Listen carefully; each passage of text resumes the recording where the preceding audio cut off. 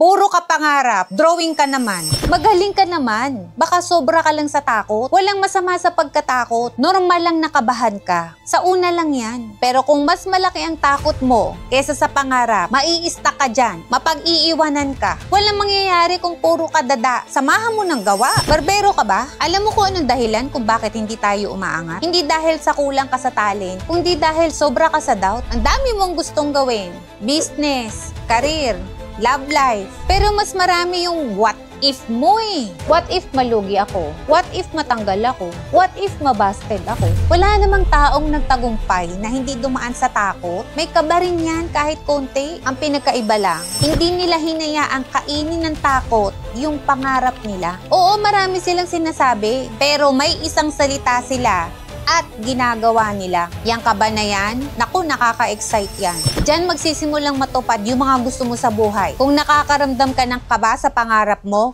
yung takot na takot ka, yan na yung simula.